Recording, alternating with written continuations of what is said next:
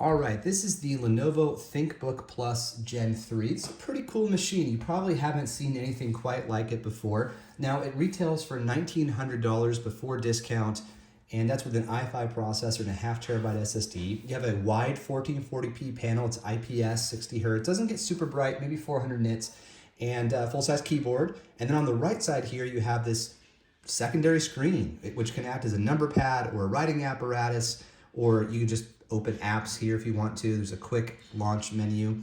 I use OneNote here a lot, or Microsoft Teams, which is super helpful. And it also can be spec'd with an i7 processor or a full terabyte SSD. And that one's like $2,300 before discount, but it's pretty much always on sale because it's a Lenovo product and that's how it goes. So what you have is like this really cool, intuitive design. It's or innovative design rather. Now it's not the first time that a secondary display has been integrated into a laptop. There's another model out there, another laptop manufacturer made one where there's a screen below the hinge. I never was able to get that one in here for review. And whenever I did look at them in person, I was always like, I don't know, it's kind of washed out, not my thing. And I didn't like that the keyboard was pushed to the front in that scenario, to make room for the display. And then the trackpad is moved to the right. I think this is way more intuitive and just overall works a lot better. So the touchpad, or trackpad rather, super nice. Keyboard, super nice. Like if you just subtract this display and think about this as a laptop itself, it's wonderful. It's under 4.5 pounds, which is great for a 17-inch display, and or a laptop with a 17-inch display. It's a great build. It's made out of aluminum. Just feels awesome to tote around. And then you incorporate the secondary display and all the things that it can do, and all of a sudden you're having a different conversation. Now there's way more to this than I've even dived into. There are ways to use quick buttons to sort of move windows around from one place to the other. You can quickly access a number pad and your media controls, which is very helpful. And Lenovo were smart enough not to integrate those media controls into the function row on the main keyboard, kind of demonstrating they put thought into this.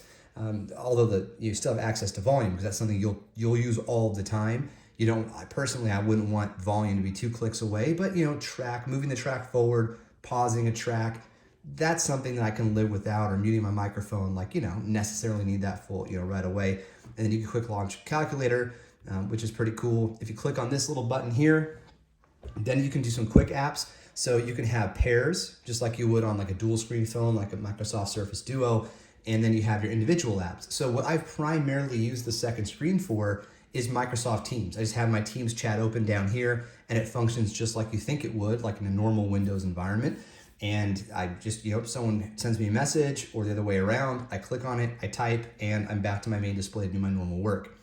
Now the main display it's okay. I mean, it's an IPS, it's 17 inches, which is great, but it's not incredibly bright as I mentioned before. So the way I've been using this in my testing is, and I'll show you here right now.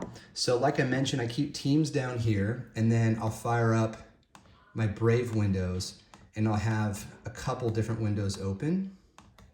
Let me get that going here. So I'll just do it manually. Come here, let's go to Best Buy, bam, and calculator. All right, so I've got 4 windows up here plus a 5th if you count that secondary screen. And what you can do really easily is use something like Microsoft Power Toys and create thirds, right? Bam, so now I've got 3 things open here and then a 4th with a secondary display, or don't bother with Power Toys and just go typical Windows functionality. My point is, you can find a number of different ways to use this implementation of a second screen and as well as the ultra wide display. I think that's a critical piece to this design, is that it's not just a primary display with like a 16:9 or 16:10 ratio and then another display. They kind of put it all together, right? They give you the full-size keyboard and comfortable trackpad experience, and they give you the secondary display, plus they use that extra real estate to give you a nice ultra-wide 17.3-inch display. So it's definitely very nice in this regard.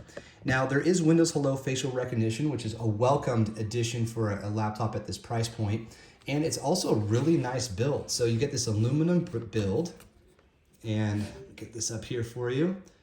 Really nice design. Hang on, bring this down a bit. Okay. So I/O is pretty good on the left-hand side with a headphone jack and a USB-C port. Most of the I/O is on the back. which kind of borrows from Lenovo's Legion devices. HDMI, it's 2.0, USB-A ports, and a Thunderbolt port. Now, there are no ports on the right-hand side, but there is this nifty ejectable stylus. So that secondary display is also great for handwriting.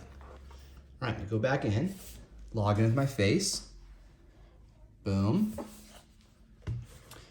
And let's dive in. So I'm gonna open up OneNote. Okay. Let me just do this. Okay.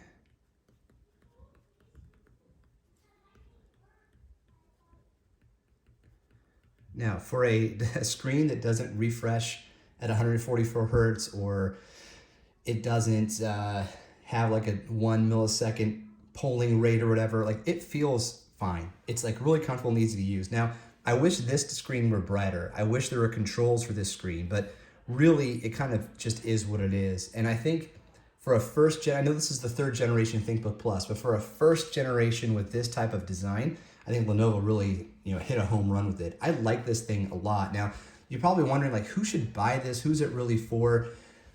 That's a tough one, right? Because adding this secondary screen it's not a game changer. It's not like now all of a sudden you can work faster. Now all of a sudden you have a better experience. And battery life is still just like 5 to 7 hours, 5 to 8 hours.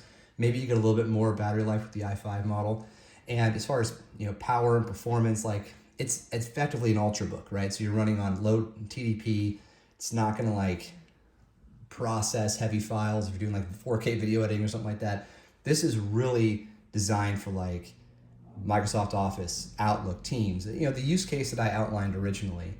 So in that regard, I think that if you're somebody if you travel a lot, maybe this would be too much for an airplane tray, I'm not quite sure, but you're at a hotel, you're at a cafe, you really want 2 screens, maybe you really want 3 screens, right? So you go 1, 2 windows plus the secondary. I think you'll find value in this.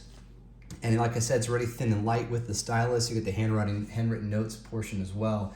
But it's not going to blow you away, right? In terms of like performance isn't MacBook level. The screen isn't MacBook level, or even other Lenovo product level. Although the keyboard and trackpad are very nice. So I think for a Gen 1, fantastic. Really like it. If I were out there looking for a laptop, I'd actually consider this, right? For a work laptop, not a gaming laptop. But I think that it's not quite the game changer that I was expecting. But I do really like it. I hope that makes sense. Like I'm gonna miss, when I send this back to Lenovo, because it's a review unit, I will miss having this as I've been testing it for work, because it's really comfortable in a laptop setting to have that secondary screen, especially for things like Teams or taking a quick note. I really like that. So anyhow, that's my 2 cents on the ThinkBook Plus Gen 3. Thanks Lenovo for sending it over. Catch you on the next one. Cheers.